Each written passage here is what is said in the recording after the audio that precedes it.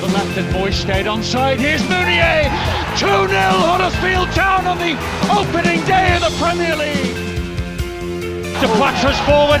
De Plata's got the better. Yes! And Laurent De Plata scores! Laurent De Plata scores!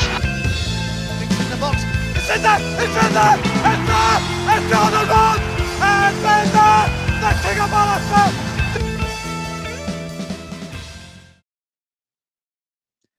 Hello and welcome to the Drive-In, your pint-sized preview show, willing to be downed in one before heading to the stadium to watch Huddersfield Town versus Stevenage this weekend.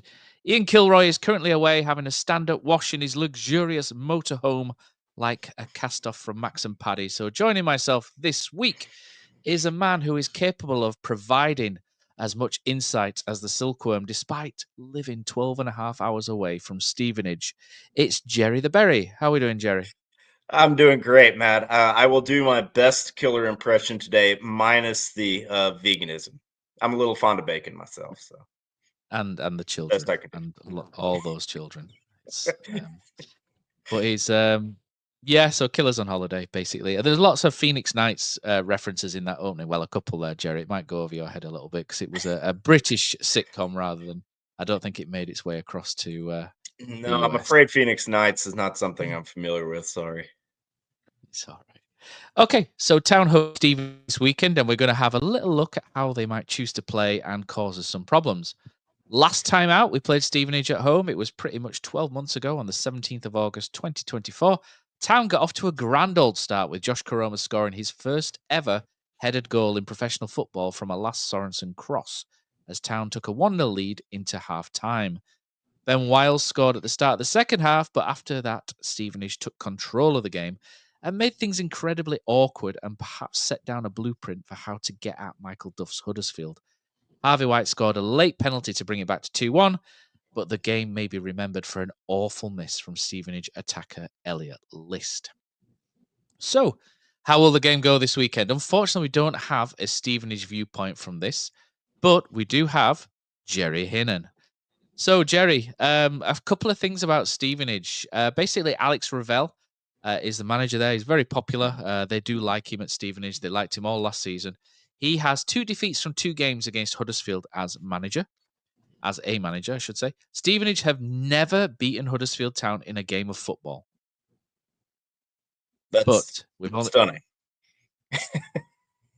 I'm not sure if that carries enough weight. So Town have won 3 out of the 4 meetings with the club, including the double last season.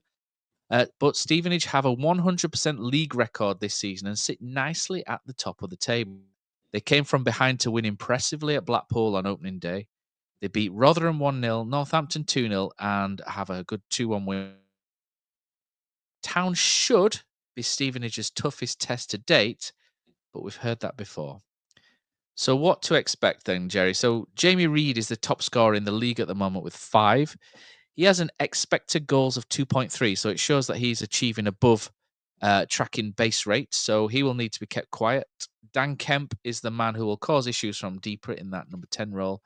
He's created the most chances for Stevenage with 6, and Roberts on the right has created 5. Statistically, like I say, they're overachieving at the moment, but this is a Stevenage team with lots of experience, lots of players that are sort of touching 30 years of age. They play a very direct, in-your-face kind of football. And the last time Town came up against a side that attempted to strong-arm us a little bit in Blackpool, we did struggle. Yeah.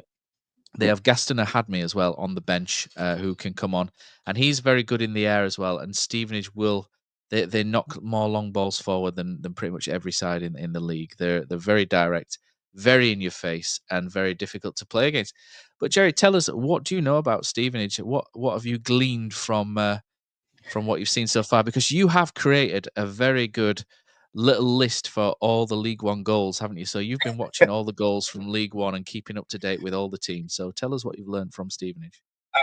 Well, the main thing is that Reid is super dangerous. If you go and you watch the highlights, and if you are in the Takes That Chance Discord, I'm regularly posting playlists, on YouTube of all the League One highlights across the league. So it's just kind of a handy link to go through and say, like, if you want to catch up on what's happening around the league, you can just go in and find that. So if you're not on the Discord for the pod, I suggest doing that. And Reed and Kemp are really the two guys that pop. When you watch the clips of Stevenage back, Reed, I don't want to say he single-handedly won that Port Vale game, but it was pretty close to being single-handedly. Two really great finishes at the end of a game that, statistically, Stevenage, kind of, it was a pretty even game on the stat sheet, but Port Vale obviously was kind of in control for most of the game. They've been one up since I think like the 20th minute or so. And had a really good chance to go up 2-0 through Talai, I think is and it had done a pretty good job of frustrating Stevenage until Reed just kind of popped up there at the very end of the game and scored twice. Obviously, I think Town are going to have their hands full with that guy. I think Kemp is a very dangerous player at the 10, like you said. One thing that's interesting is that there aren't going to, I think, be any mysteries really with what Stevenage are going to do. Like you said, they have a very distinct playing style. They've made one change to their starting 11 over the course of 4 games.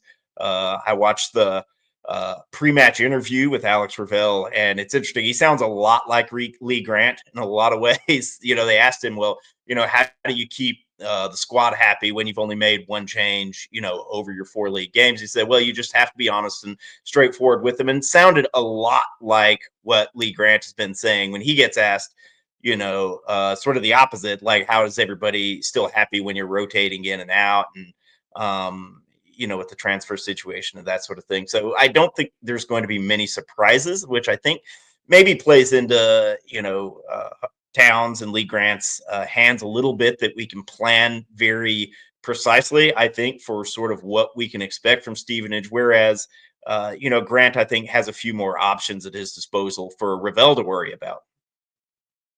Yeah, so I think what we can do at this point, Jerry, as well, I think it's time to go to Killer will be absolutely devastated that he's missing out on this because it is his favorite part of all the podcasts that he does. He does more podcasts than anyone. He does more than we used to call Cozzy a media whore, but Killer, he is next level, honestly. He's the James Brown of Huddersfield podcasting, the hardest working man in podcast business there.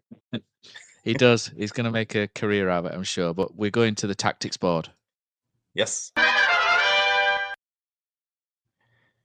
So here we are, the tactics board. Welcome to the tactics board, Jerry. So if you are watching on YouTube, you will be able to see exactly what we're doing. If you're listening via Acast or Spotify or Apple Podcasts, anywhere else, we will do our best to explain exactly what we are talking about. So, Jerry, we've in front of us, we've got the pitch with the blue circles here are Huddersfield Town. The red circles are Stevenage. So just having a quick look through this Stevenage side. So how we expect them to line up, basically. So they've got a new goalkeeper this year. Philip Marshall has come in.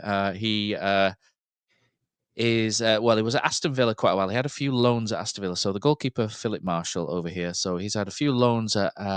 So he's 22. So good young goalkeeper. He had a loan at Gateshead twice by the looks of things. MK Dons in 24, Crew last season. So he's had 4 loans, 4 separate loans. Aston Villa have let him go, and he's signed for Stevenage on a free. So he's played 4 games for Stevenage, and he's kept 2 clean sheets. It's important to point out as well that Stevenage have won all 4 league games, but they did lose 3-1 to Charlton in the League Cup as well. So it's not like they're unbeatable. Philip Marshall side in that, goal. though, I'll say real quick that the Charlton game, I think they did make 9 or 10 changes, I think, for that. Like Reed and Kemp came off the bench for it. So for what that's worth. Yeah. I mean, League Cup's difficult to judge anyway, and having a look at the momentum chart on FOTMob, it looks like Stevenage were actually the better team throughout, so maybe we'll keep that one quiet. Sure. So, yeah, so this is where the experience counts as well for Stevenage. They do play a back 4. So Philip Marshall, like I say, will play in goal. Where Philip Marshall is pretty strong, he is pretty good in the air, so he's good at balls into the air. He will come and get it. And the thing as well is they've got 4 experienced defenders as well who will sit at the back, who are very good at that as well and very good in both boxes. They've got at right back Luther Wilding. Wilding's a great name, innit? So he can play right back or centre back, similar to Butler, who plays at left back. They can both play right back, centre back. They're both defenders first and foremost.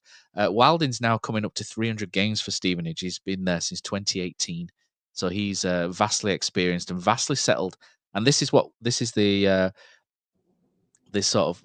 notice about this Stevenage team is it's a very settled team. It's a very Mhm. gelled and well organized outfit under Alex Ravel, and this is why they're at the top of the league at the minute. They're reaping the rewards of a settled team and a settled squad, all pushing in the right direction. So Luther Wilding will play right back, 27 years of age. He can play right back, centre back. In at the back, Curtis Good. To follow on from your James Brown there, he's certainly got a song with the fans. Charlie Good, sorry, not Curtis Good. Charlie Good plays right centre back. He's 30 years of age. He had a big move to Brentford back in the day, did Charlie Good. So he was very, very well rated, or highly rated at Northampton. And he got a move to Brentford back in 2020 and didn't quite work out. Brentford don't make a lot of mistakes in the transfer market. I think he had a lot of injuries. He had a loan at Sheffield United, again got injuries, went back to Brentford, injuries, went to Blackpool on loan, only played a few times because of injuries, and then he had a little spell at Wigan in 24, which again slightly disrupted, but he's finding his feet at Stevenage. He's been there since last year. He's only played 29 games because of injury, so he does have this reoccurring problem with injury. But when he plays, when he's fit, he's a giant. He's 6'5". He's an absolute monster at the back, and he's a very good defender when he's fit. And next to him is one of the best defenders in League One over the last sort of 4 or 5 years in Cal Piagiani. He, again, 33. Both him and Good are not quick. They're pretty slow. The fullbacks aren't lightning either. But what they are is they're just solid, stout, head it, kick it, push you, shithouse you kind of defenders, and they're very good at what they do. Cal Piagiani, 33 now? He's someone who I think if he was a couple of years younger, a lot of teams would have been interested in picking him up. He's one of those who's just got good late in his career. And you see that quite a lot, don't you? And I think he had a little spell at Salford. He had a good 3-year spell at Salford up to 2020, and that's where he sort of made his mark a little bit, and then a good spell at Oldham, and then Stevenage have had him now for 3 years since he's been 30 years old. He's made over 150 appearances. He's got 15 goals. He's a threat in both boxes. A player I like a lot, and he will be very difficult to get past for Alfie May. Left back, like I said, Dan Butler. He gets forward quite well actually, and puts a lot of crosses in. But again, 30 years old. He used to play for Peterborough. He had he's played over 100 games for Peterborough. He's played over 150 games for Newport, over 50 games for Torquay. Very experienced player, a lot of games, and so that's why they don't concede a lot of goals or concede a lot of chances, because we've got Wild in there who's got over 200. You've got Charlie Good who, it signed for Brentford. I think it's for close to £1 million, between £500,000 and £1 million. You've got Piagiani who's been one of the best defenders in this division for years, and then Butler at left back who's 30. So that a lot of games. So there's a lot of experience, and it'll take a lot to get around them. And then in front of them, you have Harvey White, who scored against us at our place from a penalty last year. Nice left foot on him. He's a bit more of a footballer than his counterpart, Jordan Houghton, who again, 29 years of age, Jordan Houghton, who's the more defensive one, who'll do the scheming and the winning the ball, etc. Harvey White tries to play a little bit, and he will try feed the ball into the final third. They're both good footballers, and they've got that blend, a right footer and a left footer in midfield, which does make a lot of difference to a team like this. In front of them is Dan Kemp. He is the player that is the most, like we said before, the most creative player, the one who will get on the ball and try and dictate things. And he arrives late in the box, very cleverly in the box as well. He will need to be picked up by, if it's Kasumu or Ryan Ledson, usually the most defensive one of the pivot that Town play. That will need to be watched. Dan Kemp's a good footballer. He sits on set pieces as well and can take the set pieces. He's a good footballer, and I think he kind of came to prominence at Swindon. And I'm just going to have a quick look at his stats here. So in 23-24. He played for Swindon for 6 months. And I think he played there at the same time as Tyrese Simpson, who was at Town. People remember Big Tyrese. And he scored 16 goals in 27 games for Swindon, which is phenomenal from midfield. And then he's gone to MK and he's done pretty well. So he was on loan from MK, went back to MK, did okay, not quite as prolific, but I think they played him slightly differently. He's gone to Stevenage. He's now made over 50 appearances for Stevenage. He's got double figures for goals and assists. He's a good footballer at this level. And then on the wings, we've got on the left is a new signing called Phoenix Patterson, which I'll be honest, I don't know an awful lot. I only know that he's signed from Fleetwood. Prior to that, it was at Waterford FC over in Ireland. So he has spent a lot of time at Fleetwood and made over 100 appearances for Fleetwood. There's a theme, isn't there, here with experience and appearances. On the right wing, again, they've got another a player in Jordan Roberts who's been there for years, 3 years now, over 150 appearances again. He's again the second most creative player after Dan Kemp, so he will need to be watched. And then up front is the man in form, the top scorer in the league, Jamie Reid, another 30-year-old, 31 years of age. He's been at Stevenage now for 4 years. He's made over 200 appearances for them, 60 goals. And there's a lot to be admired about how they've kept these players for a long period of time, molded them, because usually at football they always say if you're not constantly evolving, you're going backwards, don't they? And Stevenage have had a lot of these players for 3-4 years now, and they're doing things slightly differently. They've got Gaston Ahadmi who comes off the bench as well, who is a different type of striker. He's very, very good in the air. He was very hit and miss at Ipswich and Charlton before. So he, on a good day, he's very good in the air, an absolute handful, a target man type player.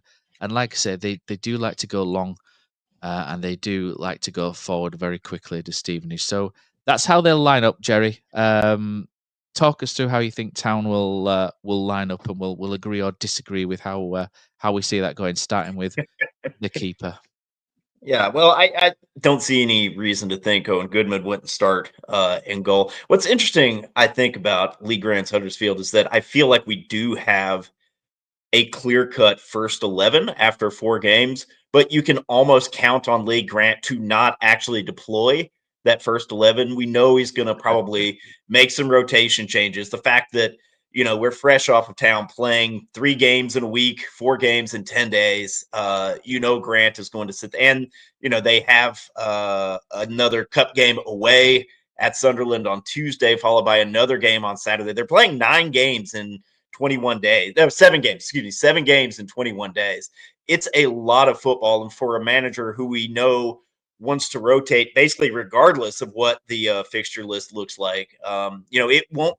I would be surprised if Grant does the expected thing, right? Like, we could go down and we say, okay, well, Goodman, in goal, and what we might expect, like the sort of first 11, we saw 10 of these, on opening day, with the exception of Miller for Roskin, but, Gooch, Watmo, Lowe, Rowan, Ledson and Kane as the pivot, Harness, Wiles, and then, like I said, Roskin over Miller, as the left side of the attacker, and then Alfie May. That's what, those are the first 11. I think we can say, if we were going to have like another first day of the season, that's what we would expect Grant to pick. But I don't think necessarily that's what we're going to see, because it is Lee Grant. I think there's going to be a couple of changes. There's 2 players who like I said, we had that stretch of 4 games in 10 days. Roskin was the only player who started all 4 of those games, which I think probably speaks less to the fact that Lee Grant would want to start Ruben Roskin for all 4 games, and more that, like, there just isn't a like-for-like replacement in that left-sided winger slot right now. Castledon's probably going to want to drift a little bit too far inside. Ashia is the closest thing to like-for-like, but is, still a teenager, obviously has had, we all know, we've all seen the brilliant flashes that he's had so far, and his sort of cameo on the left side that he had against Leicester. That was where, obviously, he scored the goal, against the Foxes in that cup game, which I don't think any of us have forgotten already. So I do think there's a chance that Ashia gets the start over Roskin, but I think we're probably going to end up with Roskin there. So I think thing I am certain of is that Watmo and Rowan are going to come back into the side in the back line after they sat on Tuesday night. They've had the full week of rest. I don't think Watmo probably sat out against Doncaster because of the error against Blackpool. I think it's just a case of Lee Grant saying, you know what, we are going to just keep chopping and changing there at center back. We have 3 center backs. Obviously, I think that Grant really implicitly trusts, plus Murray Wallace, who I think also did a great job there against Leicester. I think it's just a case, especially after seeing him substitute Josh Feeney for Joe Lowe, with half an hour to play against Reading, just because, I really don't think I have ever seen a like-for-like swap at center back in a 0-0 game before. It was just really not something I'd seen before. I think it's strictly just a matter of rotation. So I definitely think Watmo and Rowan are back in. On the right, I think we're going to see Sorensen. Gooch has started all 3 of the last 3. And Gooch is such a weapon off the bench because of his versatility that he can come in and play right back. He can come in and play on the right wing. He can pop up kind of all over the place. And, I think having that kind of player on the bench is very appealing for Grant, that it gives him a lot of different options. We know that that's something I think that appeals to him. So the last time Town had the cup game on midweek was after the Reading game. Sorensen came in for Gooch for that Reading game. I think we're going to see that again. It's possible we could see McGuane for Kane, but I don't think so. I think we're going to stick with the Ledson Kane pivot there in the middle. Kane's the other player. I think he's second on the team to Goodman in terms of minutes played so far this season. He's way up there. So I think Kane is going to be there along with Ledson. If Town had played on Wednesday and hadn't had the 4 full days of rest, I think you might see Harness sit, rotate out. But I think he's going to be there. I think, too, this is such a big game. Like, this feels like Matt, you're more sort of boots on the ground than I am. But my sense from the Discord, from social media, this kind of stuff, this feels like a really big game for being this early in the season. Stevenage is top of the table. It's a Saturday. Town are at home. I think this is too big a game for too much rotation from Grant. This feels like one where you want to go all out as Lee Grant will let himself go, if that makes sense. So I do think we're going to see Harness on the right. We'll see Ben Wiles in that number 10 slot, especially he didn't start, obviously, against Doncaster, which didn't really surprise me after he'd started the League Cup. It surprised me that he started against Leicester. After that, it didn't necessarily surprise me that he didn't start against Doncaster. And then, like I said, I think we could see Ashia or possibly even Castledine in Ruskin's place on the left, but I think we're more likely to see Ruskin get one more start there and then probably sit for the cup game, at least as far as the starter goes. And then we could see either Taylor or May up front.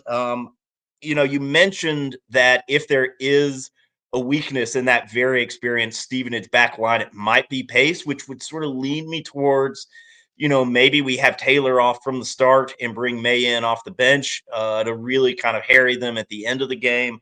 I think there's a lot of appeal to that. At the same time, I'm sure Grant wants May to get off the mark. Like, it's sort of amazing that Town are the highest scorers in the division when their strikers don't actually have a goal from the run of play so far.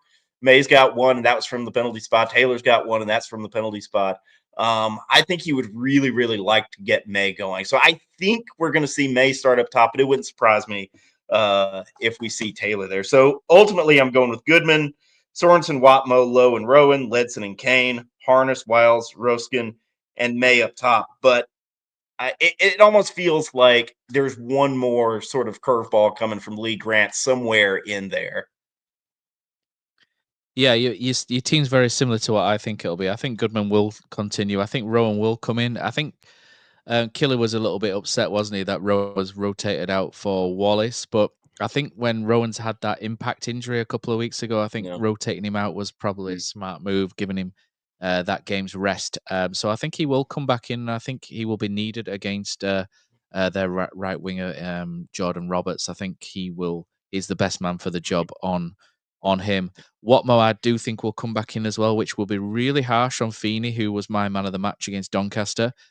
But I think when you look at the strengths of Stevenage, in that their strength is mainly in the air, Watmore has to come back in because he is probably Town's best header of the ball at the back, which rules out Radinho Balca as well, who's not got that strength at the back.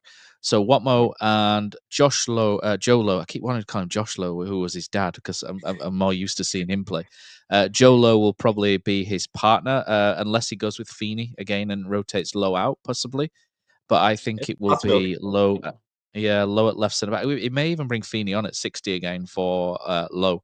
But I think Feeney will play in midweek against Sunderland, and Gooch will play against his old club as well. So I think Sorensen will come in as well. And there has been a small theme with Lee Grant in that if a couple of players finish a game strongly, he starts them the next game. So I think that might be why Sorensen, Wiles, and Taylor all start at the weekend. But like you, I'm 50-50 on May or Taylor. I could see why either or would start at this point. But Taylor might be rewarded for a decent cameo against Doncaster. Yeah. But if he's not, I understand fully. Rome, like I said, with the left back, the two in the pivot, I think McGuane is going to play some part in the next week, but that might be a start against Sunderland as well. I could imagine McGuane and Kasumu starting against Sunderland. So I think it will be Ledson and Herbie Kane again, but Herbie Kane will be due that Sunderland game off, I think, in that scenario. I think we're looking Ruskin, at probably 10 changes for Sunderland. I'm sorry to interrupt, Matt, but I think we're going to that's all see right. basically everybody who starts this game is probably going to come off the bench at most against Sunderland, would be my assumption. Yeah, I think so. Ben Wiles will come back in, I believe. Castledine will go back out. And the key man for me is going to be Marcus Harness in this game. When I look at this lineup for Stevenage, I look at them and I think it's experienced, it's slowish, and it's rigid. And I think they'll be very organised against crosses into the box, balls into the box.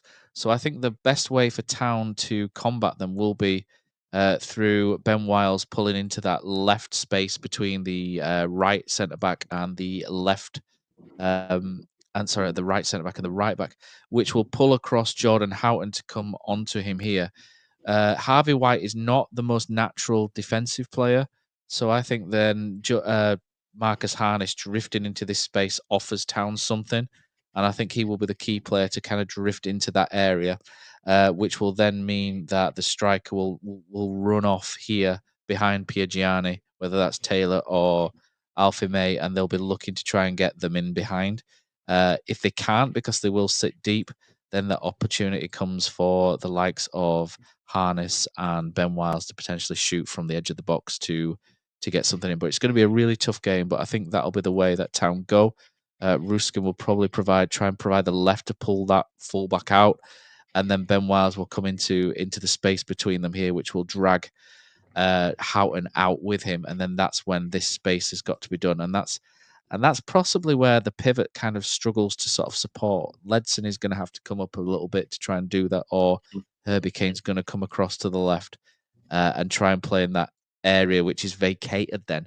So I think that's what Town will try and do, and they'll try and play in front of the back four and try and move their pivot around a little bit through Roskin and Wiles. And I think that's how that's the smartest way Town could potentially play. And then Sorensen will provide the width down this to kind of pen their fullback and wingback in, or fullback and winger in. So I think that's how Town will try and play. And basically the danger for Stevenage will come from Marcus Harness. So hopefully Marcus Harness has a good game, because if he does, I think Town will be hopefully onto something. So that is it for the tactics board, Jerry. We will go back to normality now, and we'll have a look at some predictions for this one. So what does your heart and your head say? My heart and head say different things for this game, so I'll turn it over to you to go first. No, I think my heart, my head are in alignment on this one. Stevenage, obviously, they have a great record. You can't do better than 4 wins from 4. And they have not really statistically overachieved. Reed, you mentioned, has outperformed his XG, but like overall, they've kind of been either the better team or equally sort of as good. Statistically, like Rotherham, they could have won that game by more than a goal. But at the same time, you can't get away from the fact that the teams that they played are Blackpool, Rotherham, Northampton, and Port Vale, all of which are currently in the bottom third in the league. Like they just have not encountered a team of Huddersfield Town's caliber yet. And I think, if that game was at, Stevenage's Stadium, which I'm blanking on, it's not Bramall Lane. Help me out here, Matt. I read It's it the earlier Lamex, today. isn't it? Kidding. The Lamex. It used to be Broadhall Way, I think, but the Lamex. That's what I'm thinking of is Broadhall Way. But yeah, it's something else now. Anyways, if the game was there, I think I would be a little bit more. Well, I mean, I'm concerned about it anyway. I watched Huddersfield versus Stevenage twice last year, and Town were very fortunate to come away with 6 points from those games. Stevenage missed really point blank, can't miss opportunities in both of those games. Matt, you mentioned Kemp as a late runner out of midfield. He had a great chance in that second game, the one at Stevenage, where he did exactly that. Came and met kind of a deep cross coming in from midfield and just kind of fluffed his lines right in front of goal. That game very easily could have been 2-2. The game in Huddersfield could have easily been 2-2. I have a ton of respect for Ravel. Like, this is clearly in some ways an echo of Doncaster, where these aren't fancy players. They're not about to get high money transfers up into the Championship or the Premier League, but they're all experienced. They all clearly know what they're doing. They play together as a group. And it's going to take some trickery, I think, to break down that defense in particular, and a little bit of sort of, real composure to keep Reed and Kemp at bay. It's a dangerous team, but they haven't played a team like Town yet. I think Town are due to play a more complete 90 minutes than we saw against Doncaster or certainly against Blackpool. This feels to me like a good spot for Town and maybe a less good spot for Stevenage, where they just haven't had this particular experience yet. I'm going to go 2-1. I think Town, it's 1-1 at halftime. Town get a goal through. I'm going to say Alfie May. I think he's due, assuming he even starts. And I'm going to go for Lyndon Gooch coming off the bench in the second half to get the winner. So I think both my head and my heart are in alignment on this one. I like 2-1. And the one additional thing I would say, going back to the talkSPORT just a little bit, if you assume Stevenage are playing too deep to maybe nullify Taylor's pace, which they will play very deep, I think, in this game, Alfie May's movement maybe coming back into the midfield and letting Wiles in particular run past him into the box. May is extremely clever with his touches in and around the box. I think there's an argument for his cleverness as opposed to Taylor's pace as well. Either way, I think makes some sense.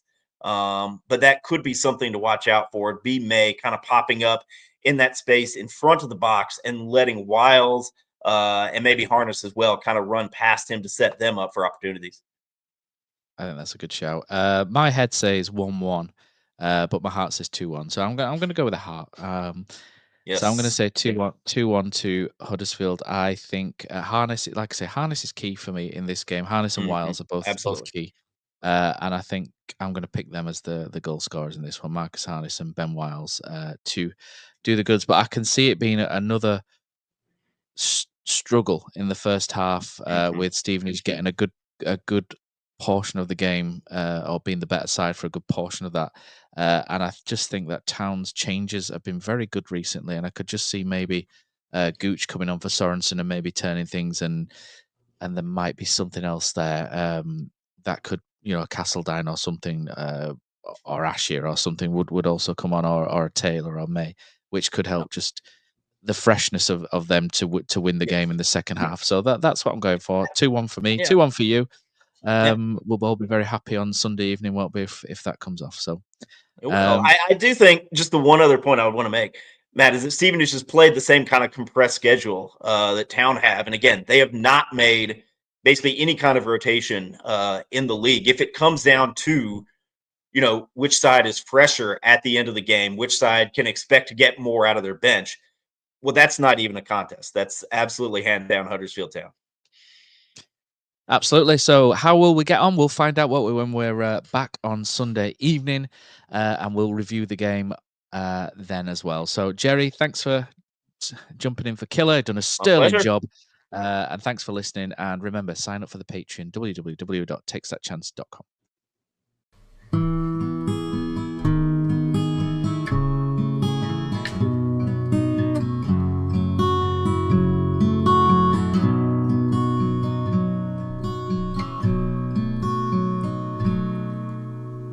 There's a team that is dear to its followers.